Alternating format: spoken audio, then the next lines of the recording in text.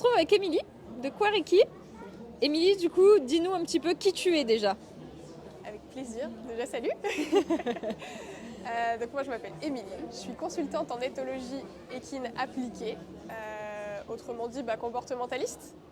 Et j'ai fondé Quareki sur 3 piliers, compréhension, communication et connexion. Donc mon but, c'est d'accompagner les cavalières à être de meilleurs propriétaires au travers de différents accompagnements présentiels, en distanciel, avec des bilans comportementaux et des séances diverses.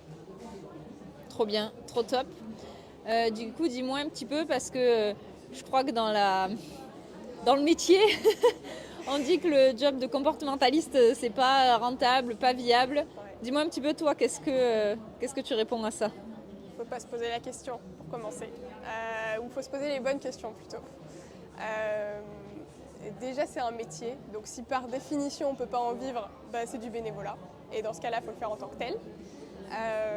Ce qui est très bien aussi. Mais si on veut en vivre, il faut aussi réfléchir à qu'est-ce qu'on met en place, qu'est-ce que ça nous coûte, de quoi nous on a besoin pour installer ça sur la longévité, sur être durable, pour reprendre les termes de DDE, mais c'est vraiment ça.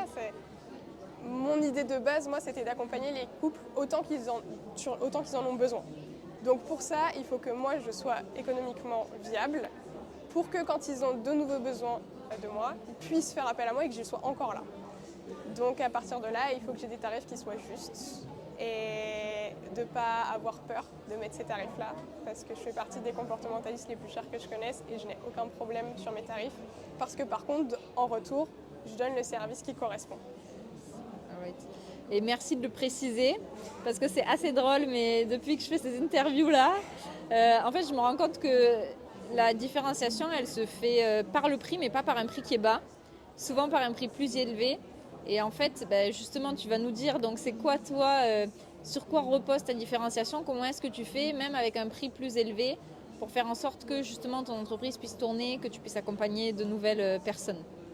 Alors, il y a 2 choses pour revenir sur la question du prix. La première, c'est que si je fais des séances à 30 €, il faut que je fasse de la quantité.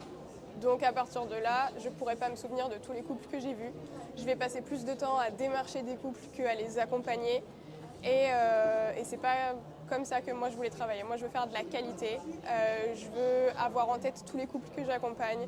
Je veux pouvoir répondre à toutes leurs questions si elles m'envoient un message et pas être en train de courir entre plusieurs séances. Donc je veux avoir le temps. Et pour ça, le temps que je passe avec elles, les connaissances que je développe, si j'ai besoin de compléter pour mieux les accompagner, il faut que ça se ressente dans mon tarif parce qu'il faut que je puisse le faire sur la durée et le faire correctement. Donc déjà, la première chose, c'est que je privilégie la qualité. Et deuxième chose qui m'a pris un peu plus de temps, c'est de me spécialiser, de trouver ce que moi, je voulais vraiment apporter. Et moi, je me suis spécialisée dans la gestion des émotions. Parce que finalement, les problèmes de comportement ou les difficultés dans la communication ou dans la relation qu'on a avec notre cheval, ça vient le plus souvent soit d'une peur, soit d'une frustration. Et quand on résout cette peur ou cette frustration, quand on la comprend, quand on met des solutions en place, les problèmes de comportement disparaissent, les problèmes de communication disparaissent et la relation, elle est juste renforcée, elle est déjà présente en général, mais juste on s'en rend pas compte.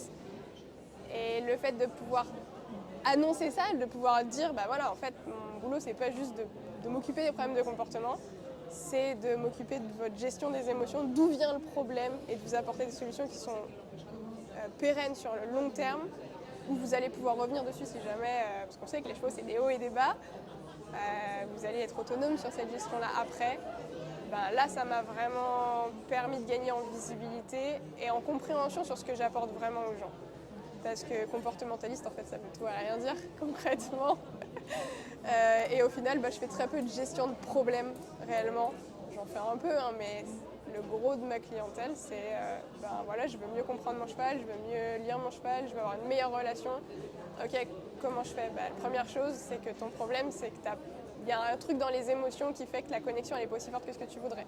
On travaille ça, et tout le reste, ça se déverrouille, en fait. Hyper. Trop génial parce qu'on a parlé de ça avec l'entreprise Thermequin qui disait la différenciation par le produit, en fait, par ce qu'ils font vivre à travers leurs produits. Et là, c'est exactement ce que tu es en train de nous dire. Ouais. C'est que tu as identifié une problématique, tu t'es spécialisé là-dedans et du coup t'aides vraiment tes clients sur cette problématique spécifique-là à la lever pour les aider à atteindre leurs objectifs, quoi. Complètement. C'est un mythe de dire qu'on peut laisser ses émotions sur le bord de la carrière. Ça n'existe pas.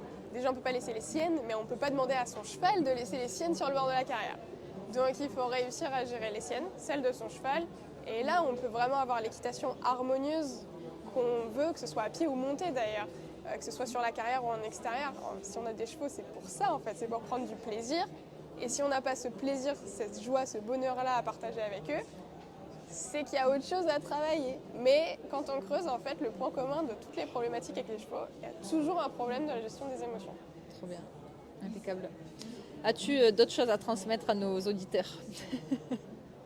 Apprendre à se poser les bonnes questions, je pense que c'est vraiment le truc le plus important parce que, en fait, dans la filière équestre, mais que ce soit professionnel ou particulier, je vois tellement de gens qui se remettent tout le temps en question, et c'est une super qualité de savoir se remettre en question. Mais si ça te sert juste à t'enfoncer toi-même, t'as pas de solution qui sorte et c'est bon ni pour toi, ni pour ton cheval, ni pour tes clients si t'es professionnel. Et du coup, ça avance pas, alors que se remettre en question, mais en s'orientant vers les solutions, ça débloque tout le reste. Et après, il y a des vraies évolutions, des vraies perspectives derrière. Et ça, c'est intéressant. Trop bien. Merci beaucoup, Émilie. Merci à toi, Amandine.